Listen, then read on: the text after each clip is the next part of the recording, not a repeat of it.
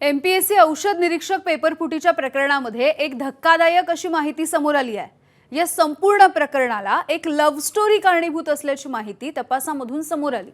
एका प्रियकरानं एमपीएससी मध्ये अगदी एका खालच्या कर्मचाऱ्याशी संधान साधून हा सगळा प्रकार केला अशी माहिती सूत्रांनी दिली। त्यामुळे फुटलेला पेपर केवळ एकालाच मिळाला अशी ही माहिती तपासातून पुढे येते।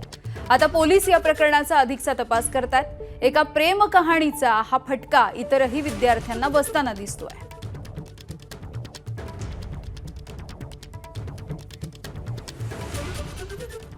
दरम्यान या सगळ्या संदर्भात आता राजकीय वर्तुळामधून नेमक्या काय काय प्रतिक्रिया उमटतायत आपण बघूया।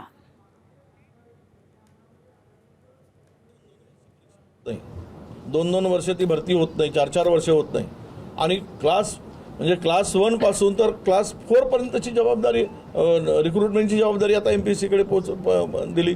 हे सगळं जो आहे आणि तिथे पण गोंधळ आहे, तिथे पण सगळं त्या व्यवस्थेमध्ये लिकेजेस आहेत आणि सरकारमधले काही लोक त्याचा फायदा घेऊन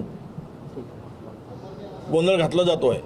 म्हणून आरोग्याचे तरी किमान पद पूर्ण भरले पाहिजेत एवढी साधी अक्कल सरकारला नसेल, आरोग्य विभागाला नसेल, तर यापेक्षा दिव्य काम यांचं कोणतं आहे। एमपीएससीला मान्य करावे लागलं की पेपर हा फुटला आणि त्यांनी सांगितलं की एक विद्यार्थ्याकडे पेपर गेला वगैरे, परंतु तो किती विद्यार्थ्याकडे गेला, कसा गेला हे त्या ड्रग्ज इन्स्पेक्टरची तयारी करणाऱ्या लाखो विद्यार्थ्यांना माहिती आहे की परीक्षा रद्द करणं हे पेपर फुटीचा जो गंभीर आजार झालाय त्या आजारावरचं हे मलमपट्टी आहे।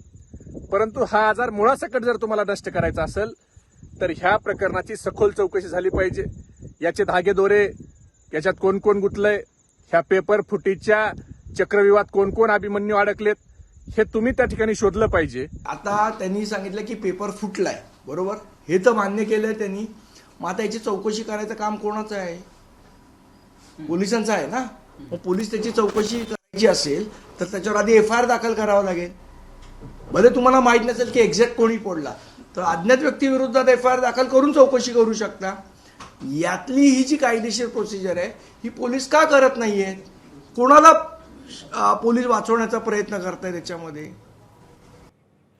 दरम्यान या पेपर फुटीच्या प्रकरणावरती आदित्य ठाकरे यांनी काय म्हटलंय बघूया। दुर्दैवाने ही गोष्ट ही सत्य आहे की नीटचा जो पेपर फुटला त्याचा केंद्रबिंदू हा महाराष्ट्र होता।